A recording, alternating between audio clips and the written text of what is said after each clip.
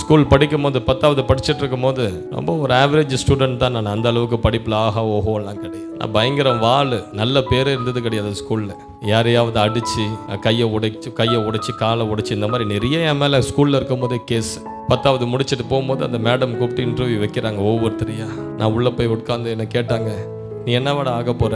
நான் சொன்னேன், I wanted to become a doctor. அவங்க சொன்னாங்க, if you become a doctor, I am sure half of your patients will definitely die. உன்னுடைய பாதி patients சத்தியமா செத்துருவாங்கன்னு சொன்னேன். அது சுருக்குன்னு ஏறிடுச்சு உள்ள.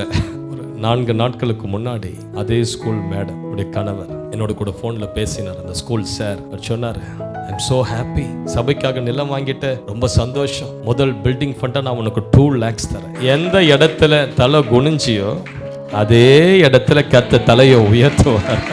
இன்னொருத்தர் எனக்கு ஃபோன் செய்து சொல்றாங்க, தினேஷ் உனக்கு ஒன்று தெரியுமா, உங்க வீடியோஸ் எல்லாம் சார் வேற எங்க சர்ச் குரூப்ல போடுறாரு. எந்த இடத்துல நிராகரிக்கப்பட்டோம் அதே இடத்துல கர்த்தர் உயர்த்துவார், அங்கீகாரத்தை கொண்டு வருவார். அதுதான் கர்த்தர். இப்பொழுது உன் சூழ்நிலை கசந்திருக்கலாம், என்றைக்கும் அந்த சூழ்நிலையில் நீங்க இருக்க மாட்டீங்க சிஸ்டர். ஒரு நாள் வருது, கர்த்தர் உங்களை லட்சங்களுக்கு எடுத்து பயன்படுத்துவார், ஆயிரங்களுக்கு பயன்படுத்துவார்.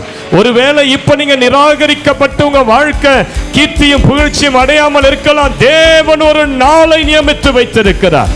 ஒவ்வொன்றுக்கும் ஒவ்வொரு காலம் உண்டு. அழ ஒரு காலம் உண்டு என்றால் நடனம் பண்ண ஒரு காலம் உண்டு.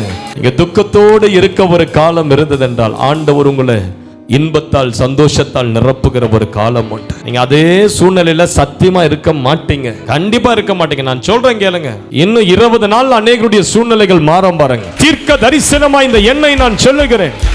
20 நாளுக்குள்ளாக உன் குடும்ப சூழ்நிலை, உன் வீட்டின் சூழ்நிலை, உன் பொருளாதார சூழ்நிலை, உன் சரீரத்தில் இருக்கிற பாடுகள் எல்லாம் மாறும்.